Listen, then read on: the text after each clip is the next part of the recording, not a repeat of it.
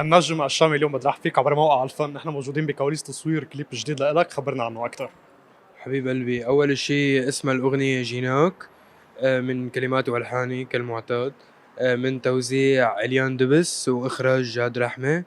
آه، بتحكي عن قضية أو موضوع نوعا ما شائع بالشرق الأوسط، ألا وهو الثأر، بس بطريقة جديدة وفي من وراها رسالة وهدف بإذن الله، يعني حابين نحكي.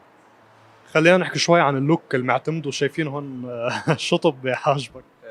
يعني لكماليات الحالة اللي عم نحاول نطرحها بالعمل موسيقيا ومرئيا. كمان اليوم إذا فينا نحكي عن الثياب اللي لبسهم، عن السنسال. بعتقد انه شيء نوعا ما مألوف، انا ظاهر فيه من قبل وبيشبهني. شايفني من قبل هيك انت ولا لا؟ أكيد. يابر قلبي. بدنا نقول لك كمان ألف مبروك على كل نجاحاتك. كل فترة عم تعمل ترند أقوى من التاني.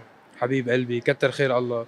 هي الفضل الوحيد لمحبة الجمهور والقبول من الله، وانا عم بجتهد واعمل اللي علي مرئيا وموسيقيا وعلى جميع الاصعدة، وان شاء الله نضل دائما قادرين نطور حالنا. قد ايه هالشي بيحملك دايما مسؤولية انه كل غنية تكون انجح من اللي قبل، وخبرنا كيف قادر تستمر بهالنجاح وهالتألق والتفوق.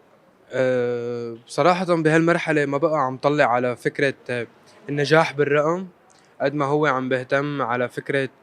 يعني أنا سبق وقلتها، زمان كانت يا ليل ويا العين أهم من الشامي، اليوم الشامي أهم من يا ليل ويا العين.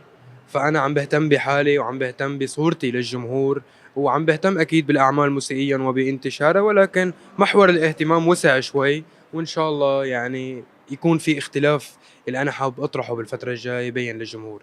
عادة بتصوير الكليبات انت بتطرح فكرة معينة، قصة معينة على المخرج، ولا لا هو اللي بيطرحها عليك وبتعملوها؟ بعطيه تصوري، يعني بالنهاية لأن أنا كاتب وملحن العمل وأنا حاسه، بعطيه التصور وين، وهو بياخدني للمطرح اللي هو شايفه، ونتشارك الآراء لنوصل للنتيجة الحلوة اللي بدنا إياها. شكرا لك، بدي اتمنى لك كل التوفيق والنجاح. حبيب قلبي، يبرني ربك. لمعرفة كافة الأخبار الفنية زوروا موقعنا الفان.com، وما تنسوا تشتركوا بقناتنا على اليوتيوب ليوصلكم كل جديد.